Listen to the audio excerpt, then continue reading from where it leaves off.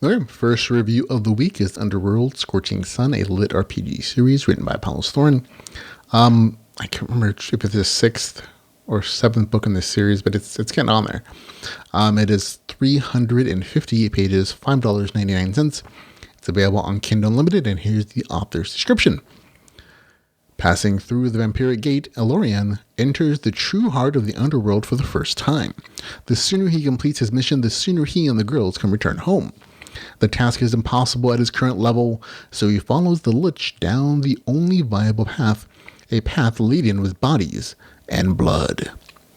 Okay, this is a good chunk of the story is kind of the slice of life push into the vampire world to become a Trueblood by competing in a tournament. I think those are probably the biggest story points to be aware of. Like, this is a smaller story than it's been in the past. It really is just the main character, his lich kind of guide, and his exploration and power growth, and completing, like, honestly, a quest that had been given to the main character probably like 4 books ago. So it was nice to see that there was actually some progress there. There's lots of good fighting. There's lots of good world building here because the main character is exploring this entirely new culture of vampire societies, vampire clans who have different views about how humans are used as food, their own culture societies, power bases, power types. So it's interesting to see the world building that went into creating these social structures and these competing clans and their politics in there.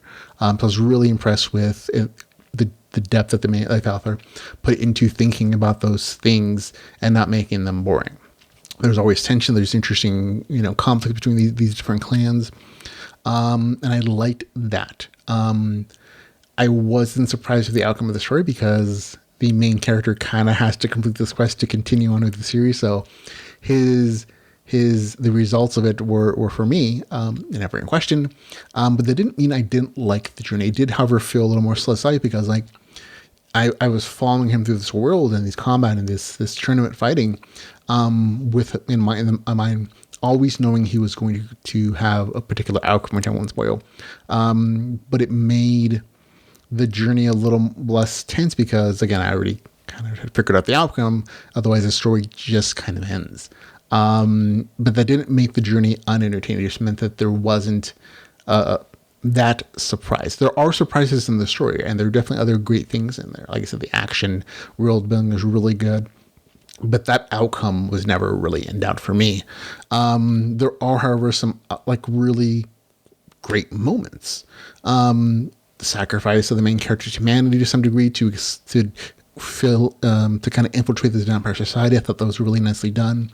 It showed some interesting character growth, which wasn't pleasant for some readers. Reading some of the reviews, some reviews like, this guy's a terrible human being, and there's like he's terrible to the vampires, and that's another side of that spectrum for me. Is like, oh no, this kind of makes sense in that his goal is to help his people survive, and he's sacrificing a part of himself in blending in with this I don't want to say monstrous society, what he believes to be a monstrous society, and then finding this exploration of that. Even among a group of creatures who, devour humans and their blood for sustenance, there are gradations of good and evil, and that there are no absolutes. And I liked that exploration of that story, and I really did appreciate a lot. So and there's just like nice little moments here, like his social temptation to stay with a particular clan.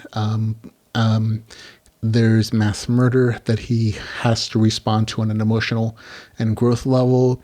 And they're just like some nice little emotional moments that I thought were great. There are a lot of really great moments. On the whole, the story is good. And that's mostly from my perspective, just because it's hard to say it's great. It was just kind of shy of great for me, I should say, because I kind of knew what was happening. I knew the outcome.